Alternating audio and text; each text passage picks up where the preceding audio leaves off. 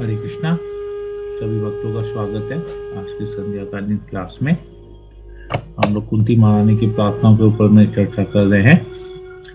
तो आज हम चर्चा करेंगे श्रीमद् भागवतम के पहले स्कंद के 8वें अध्याय के 30 नंबर श्लोक में, जो कि कुंती महारानी की प्रार्थनाओं के अंतर्गत 13 नंबर का श्लोक आता है।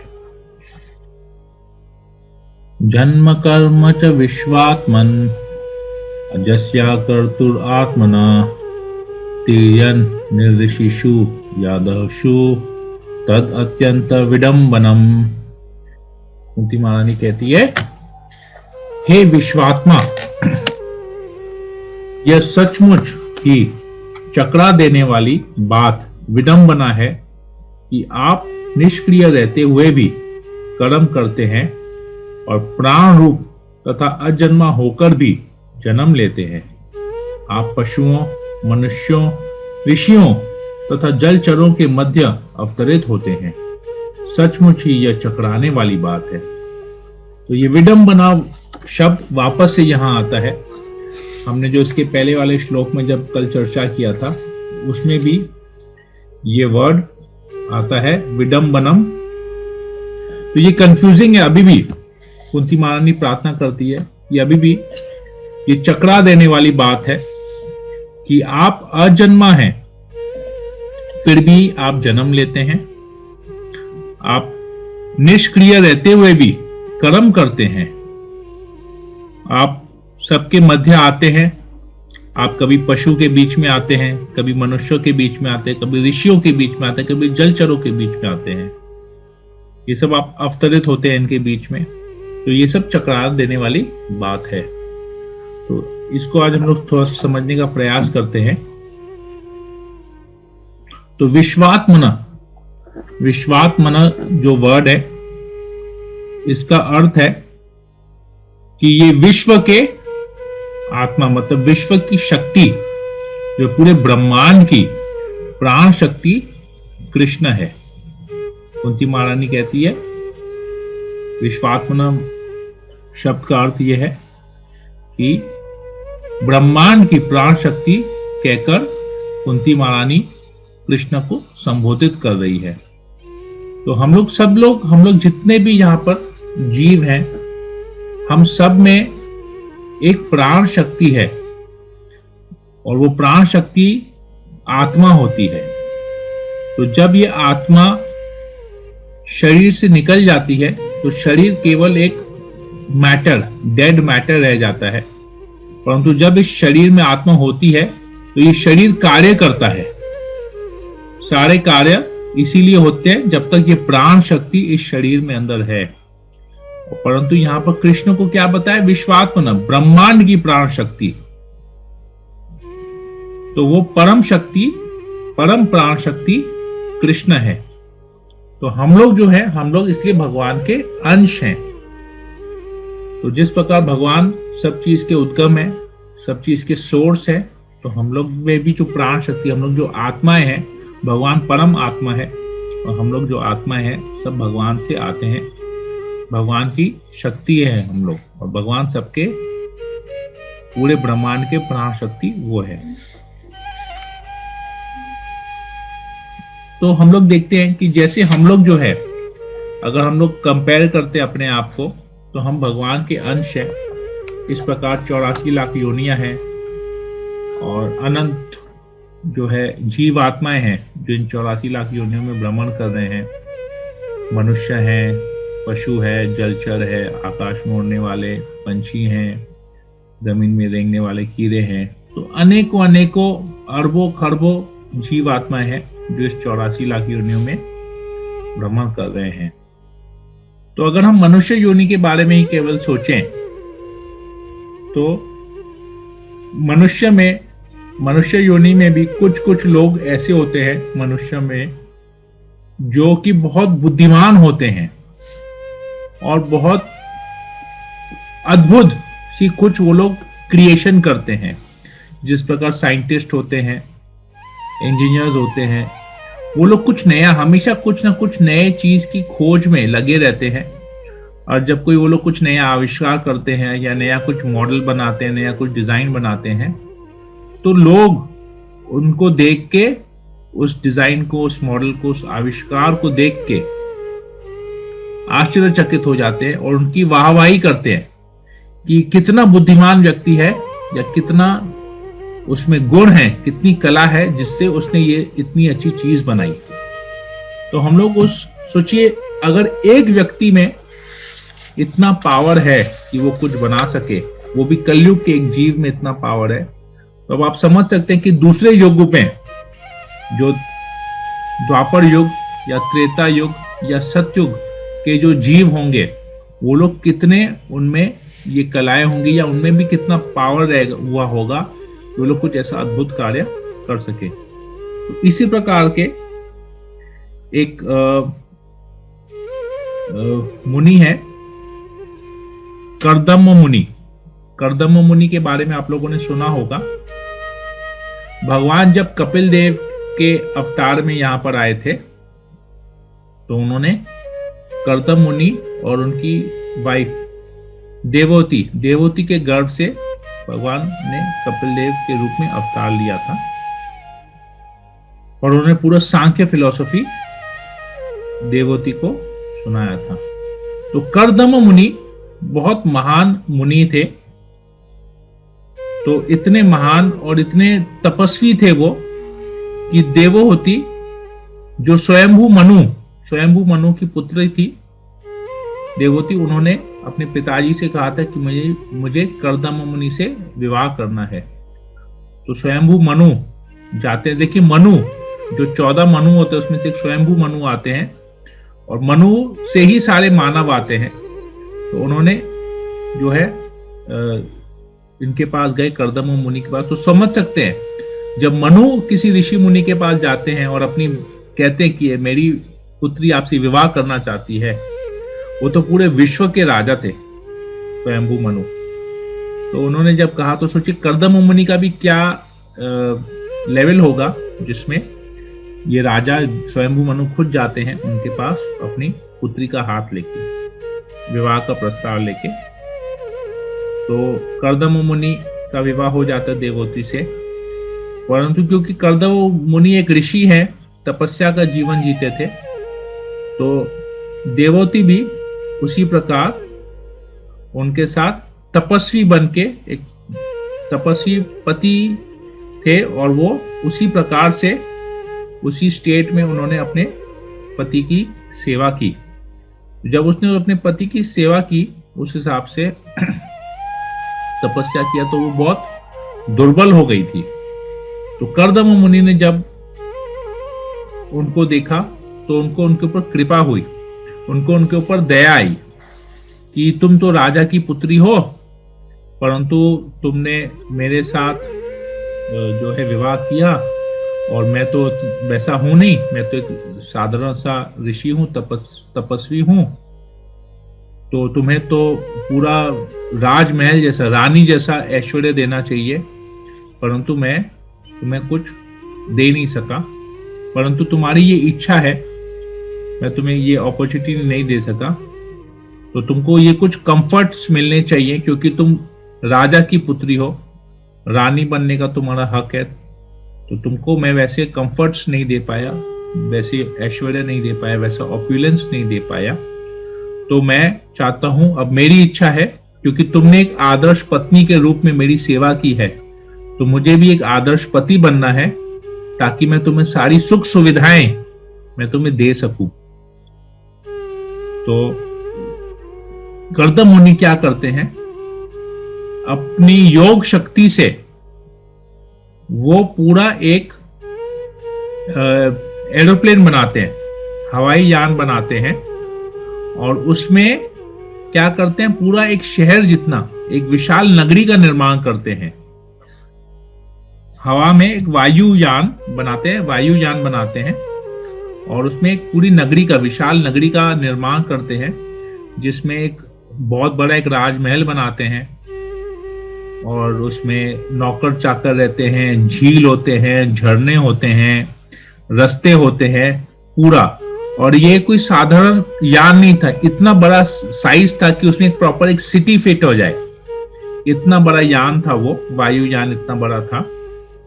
और वो पूरे ब्रह्मांड में, और यान की क्षमता क्या थी कि वो पूरे ब्रह्मांड में ट्रैवल कर सकता था उस यान में। तो जैसे हमारे यहाँ पर जो स्पेस साइंटिस्ट होते हैं, वो लोग एक बनाते हैं रॉकेट, एक यान बनाते हैं जिससे वो लोग चांद तक जा सके, तो लोग कितनी वाहवाही करते हैं। तो ये सोचिए, इन्होंने एक यान बनाया, वायुयान बनाया, जिसमें पूरा शहर बना दिया, शहर बसा दिया उस वायुयान के अंदर में। और वो वायुयान पूरे ब्रह्मांड में, मतलब ऊपर के लोकों में भी जा सकता था, नीचे के लोकों में भी जा सकता था, कहीं पर भी वो यान जा सकता, पूरा का पूरा शहर। अब सोच सकते हैं कि उनमें क्या क्षमता होगी, उनमें क्या योग शक्ति उनमें क्या होगी। तो ये योग शक्ति सोचिए कर्दम मुनि, इसलिए कर्दम मुनि भी कोई साधारण व्यक्ति नहीं थे, तो भगवान ने उनको चुना। जब कपिल मुनि के अवतार में भगवान है, तो उन्होंने कर्दम मुनि को ही चुना अपने पिता के रूप में, और देवती को अपनी माता के रूप में चुना, उनके यहाँ पर भगवान ने अवतार लिया। तो सोचिए कि कितने पावरफुल वो होंगे, उनकी योग शक्ति। और वो क्या थे, एक मनुष्य थे। तो एक मनुष्य दूसरे युग के थे, पर एक दूसरे युग के मनुष्य इतने पावरफुल थे, और जो अपनी योग शक्ति से इतना अद्भुत कार्य उन्होंने कर दिखाया। तो ये योग शक्ति के सोर्स कौन है? ये योग शक्ति के सोर्स कृष्ण है। इस प्रकार भगवत गीता में अंतिम श्लोक है भगवत गीता का, 18वें अध्याय का 78 नंबर 78 नंबर श्लोक है। संजय कहते हैं, यत्र योगेश्वर कृष्णो यत्र पार्थो धनुर्धर तत्र श्री विजयो भूतिर ध्रुव नीतिर मतिर मम। कहते हैं जहां पर योगेश्वर कृष्ण, जो योगियों के ईश्वर है, सारे जितने भी योग सिद्धियां हैं, सबके ईश्वर, सबके सोर्स कृष्ण, जहां पर योगेश्वर कृष्ण है, जहां पर महान धनुर्धर पार्थो मतलब अर्जुन, जहां पर महान धनुर्धर अर्जुन है, वहीं पर हमेशा श्री, श्री मतलब लक्ष्मी देवी, विजय, विजय मतलब विक्ट्री, हमेशा वहां पर विजय, और भूति, भूति मतलब असाधारण शक्ति, एक्सेप्शनल पावर, वहां पर नीति, नीति मतलब मोरालिटी, हर एक चीज का जो नीति होता है, सही कार्य करने की जो नीति होती है, वहां पर ये सब चीज हमेशा रहेंगी। तो जहां पर कृष्ण है, जहां पर अर्जुन है, वहां पर हमेशा जो है लक्ष्मी देवी, विजय, मतलब सब ऑपुलेंस, सब कुछ वहीं पर, नीति, असीम शक्ति, विजय, सब कुछ वहीं पर ही रहेगा। तो अब प्रश्न ये उठता है, तो कृष्ण तो द्वापर युग में आए, अर्जुन भी द्वापर युग में थे, तो ये दोनों जहां पर रहते हैं वहां पर ही सब कुछ होता है। तो अभी वर्तमान युग में तो कृष्ण तो है नहीं, कृष्ण तो अपनी लीलाएं करके द्वापर युग के अंत में चले गए, उनके जाने के बाद ही कलयुग का प्रारंभ हुआ। अर्जुन भी चले गए अपने धाम को। तो अब प्रश्न है, तो क्या हमारे पास अभी ये सब नहीं आ सकता है क्या? कृष्ण तो योगेश्वर है, तो क्या हम कृष्ण का संग नहीं कर सकते हैं? जो परम योगेश्वर है, क्या हम उनका संग नहीं कर सकते हैं? उनका संग करना क्या केवल अर्जुन का ही किस्मत में था?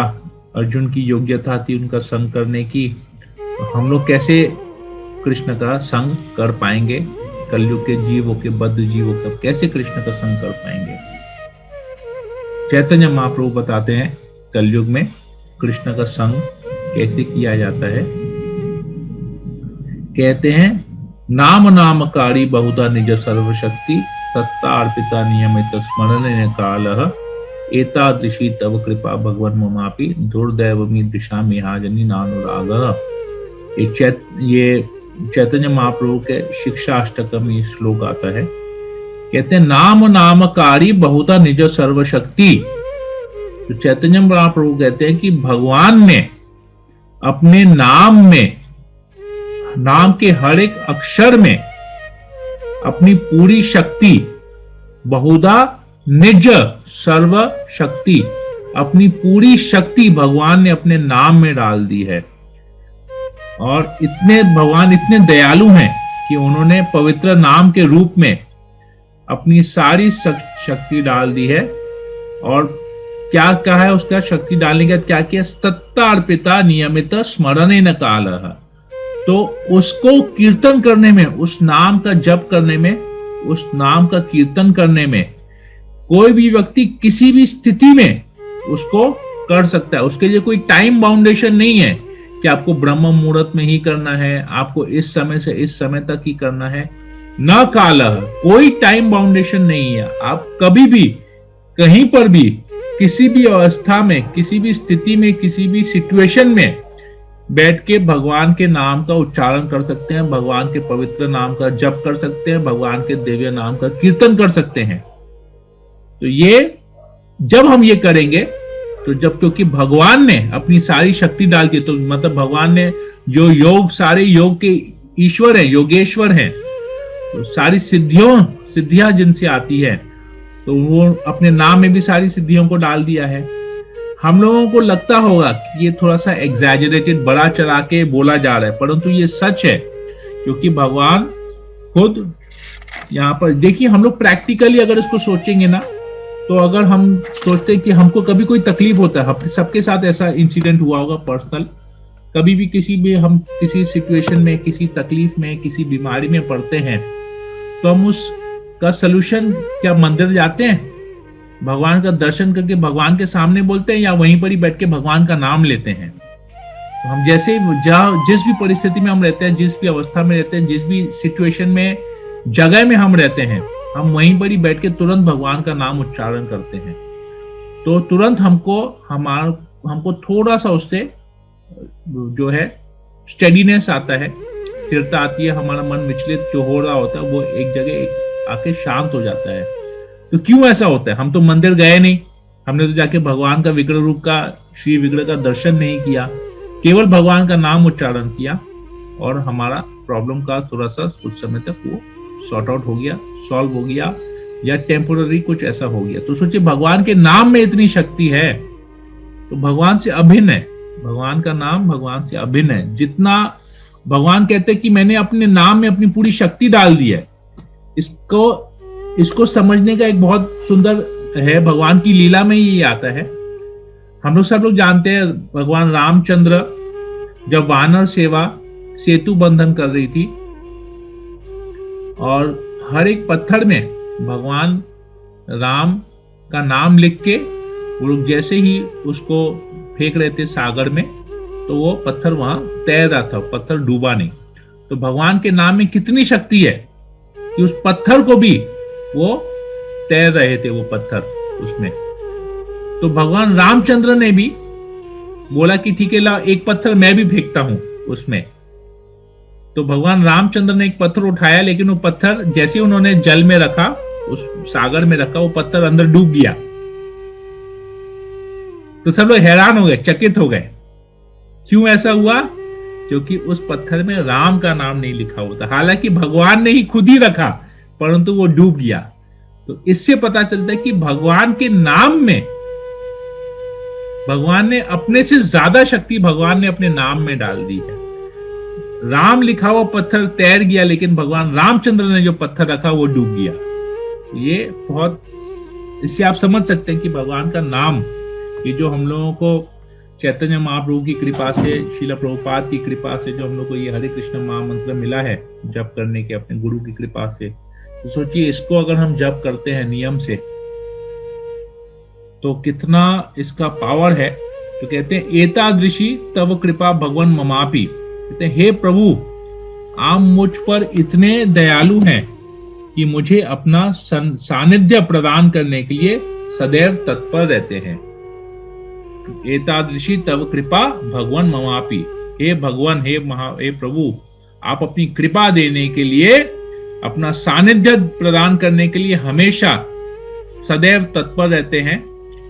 तो पर दुर्भाग्यवश क्या होता है, दुर्दैव मीदृशम यहाजनी नानुराग, लेकिन मैं इतना अभागा हूं कि मैं इस अवसर का लाभ नहीं उठा सकता, नहीं उठाता, इस अवसर का लाभ नहीं उठाता।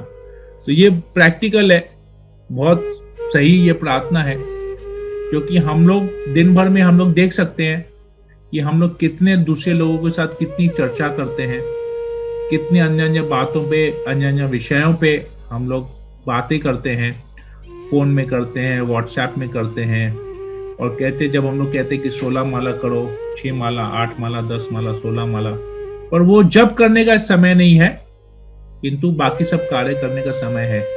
हम लोग देख सकते हैं अपने, अगर हम लोग एक अपने पूरे दिनचर्या को एक डायरी में नोट करेंगे ना, तो हम देख सकते हैं कि हमारा उठने का समय कितना है, हम कितना देर न्यूज़पेपर पढ़ते हैं, हम कितना देर टीवी देखते हैं, कितना देर दूसरे लोगों के साथ अन्य विषयों में चर्चा करते हैं, कितना समय हम व्यर्थ फोन में गेम खेलते हैं, या फेसबुक देखते हैं, या व्हाट्सएप देखते हैं, चैट करते हैं लोगों के साथ। तो ये सब हम देखेंगे ना, तो हम देखेंगे कि हम कितना समय अपना वेस्ट कर रहे हैं, और तब उसमें टाइम का अंदाजा लगाएंगे, तब देखेंगे कि हम अगर ये सब नहीं करें कार्य, तो हमारे पास 6 घंटा निकल जाएगा जब हम भगवान के नाम का कीर्तन कर सकते हैं, भगवान के नाम का जप कर सकते हैं। परंतु हम इसको, ये भगवान का कलयुग में एकमात्र तरीका है, भगवान का सानिध्य अगर हमको प्राप्त करना है तो हमको ये नाम का आश्रय लेना पड़ेगा। तो इसमें एक और जगह आता है, इसमें कहा जाता है भागवतम में, हम लोग देखते हैं, कहते हैं इत्थम सताम ब्रह्म सुखानुभूत्या दास्यम गतानाम परदैवतेन मया आश्रितानाम नरदारकेन साकम विजोड़ा कृत पुण्य पुंज। इसका मतलब ये है कि ब्रह्म सुखानुभूत्या, जो ब्रह्म सुख, जो ब्रह्म ज्योति के जो उद्गम है भगवान श्री कृष्ण, जो योगी उनके पास जाना चाहते हैं, इस ब्रह्म सुख में, जो ब्रह्म में विलीन होना चाहते हैं, वे फिर कहते हैं दास्यम, कुछ लोग भगवान के सेवा करते हैं दास्य के रूप में, गाता नाम परदैवतेन, परदैवतेन मतलब भगवान श्री कृष्ण। और यहां पर बहुत सुंदर तरीके से यहां पर प्रभुपाद जी बताते हैं इसके बारे में, कहते हैं कि कृष्ण के साथ खेल रहे ग्वाल बाल भी सामान्य नहीं है। कहते हैं क्योंकि भगवान के साथ खेलने में सक्षम इन बालकों ने चरम सिद्धि प्राप्त कर ली थी। उन्होंने यह पद कैसे प्राप्त किया? कृत पुण्य पुंजा, अनेक अनेक जन्मों के पुण्य कर्मों द्वारा इन बालकों ने जीवन की इस चरम सिद्धि को प्राप्त करने के लिए अनेक जन्मों तक तपस्या की, तब जाकर उन्हें समान स्तर पर कृष्ण के साथ खेलने का अवसर उपलब्ध हुआ।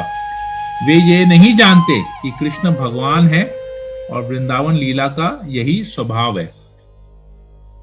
तो ये सब जो लोग हैं, जो कृष्ण के साथ, जो ग्वाल बाल, जो भगवान के साथ वृंदावन लीला में उनका संग करते हैं, तो ये लोग नहीं जानते हैं कि कृष्ण भगवान है। तो ये बहुत, और उनको ये अवसर कैसे मिला? अनेकों जन्मों तक उन्होंने पुण्य किए, तब जाके उनको ये अवसर उपलब्ध हुआ कि वो लोग कृष्ण के साथ कर सके। तो प्रभुपाद जी कहते हैं वृंदावन का एक्चुअली यही भाव है। वृंदावन में ना आपको पैसे का कोई मोल नहीं है, आपकी सुंदरता का कोई मोल नहीं है। वहां पर अगर किसी चीज का मोल है तो वो है भक्ति का। तो वही जो है यशोदा भक्ति से कृष्ण को बांधती है, अपने वात्सल्य प्रेम से उसको बांधती है। साख्य प्रेम से उनके जो मित्र हैं वो भगवान के ऊपर चढ़ते हैं, भगवान के साथ खेलते हैं। माधुर्य प्रेम से राधा रानी और अन्य गोपियां कृष्ण का संग करती हैं। शांत रस में वहां पर जितने वृक्ष हैं, गाय है, फूल है, जल है, झरने हैं, सब भगवान से प्रेम करते हैं, भगवान का सानिध्य करते हैं। तो ये तो प्रभुपाद जी कहते हैं कि यही वृंदावन का स्वभाव है। इसीलिए यदि हम कृष्ण से प्रेम करना ही सीख लें तो हम इस जगत को तुरंत ही वृंदावन में बदल सकते हैं। तो ये क्या चाहिए कृष्ण को लिए? केवल प्रेम चाहिए। और प्रेम कैसे मिलेगा? जब हम कृष्ण के पवित्र नाम का जप करेंगे, उनका सानिध्य प्राप्त करने के लिए हम जब ये करेंगे, भगवान हम पर को कृपा करेंगे, हम भगवान से प्रेम करेंगे और हम जहां कहीं भी रहेंगे उस जगह को हम वृंदावन बना सकते हैं। तो इधर कुंती महारानी कहती है कि ये अद्भुत है, विडंबना है, ये लोग समझ नहीं पाते हैं। आप अजन्मा हैं फिर भी आप जन्म लेते हैं।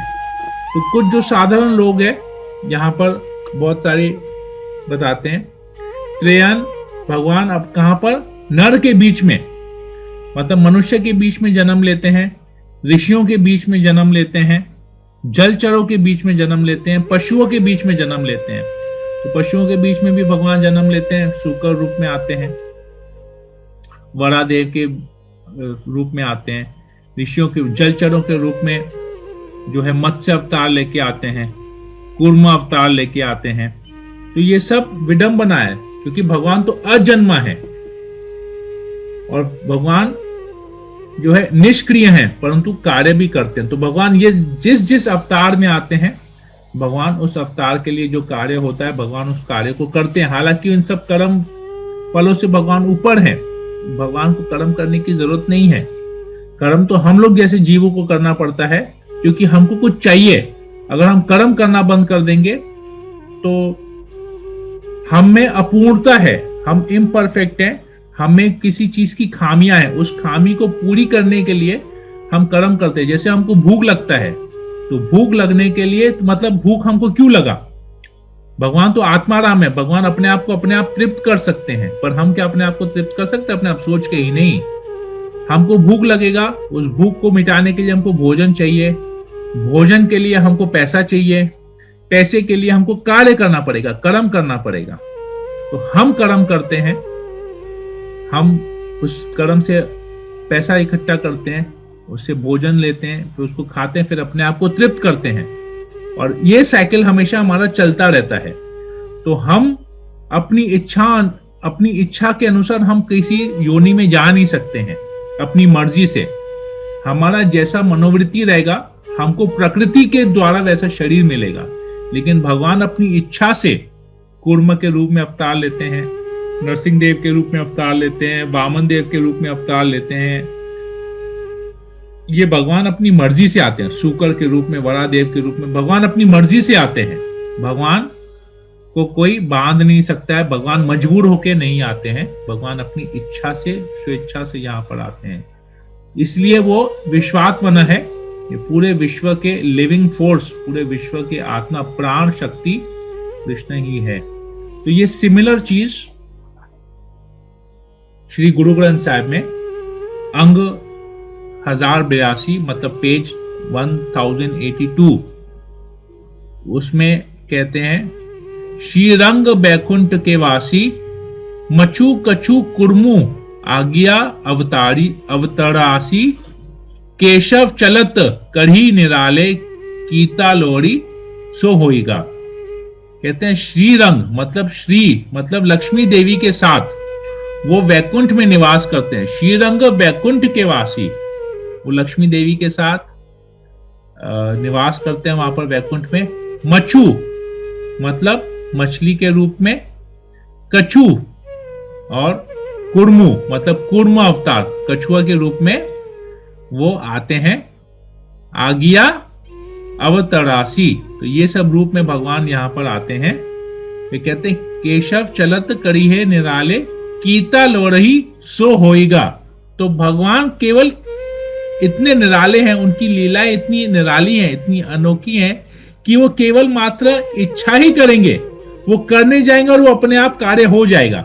उसके लिए किसी को कुछ करने की जरूरत नहीं पड़ती है। तो ये केशव इतने निराले हैं, वो बस उन्होंने इच्छा किया कि मैं अवतार लूंगा, कूर्म अवतार लूंगा, अवतरित हो जाते हैं।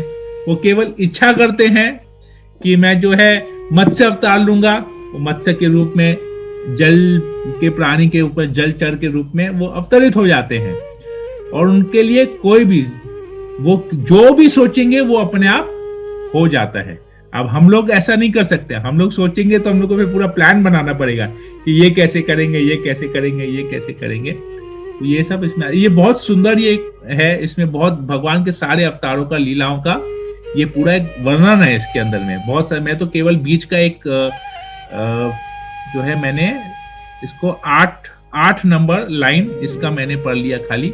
ये बहुत सुंदर गीत है, ये शब्द है जिसको गाया जाता है। तो मैंने केवल, क्योंकि मुझे ये बहुत रेलेवेंट लगा यहाँ पर, जो उन्होंने कहा पशुओं, मनुष्यों, ऋषियों के, जलचरों के बीच में, यहाँ पर भी यही आता है।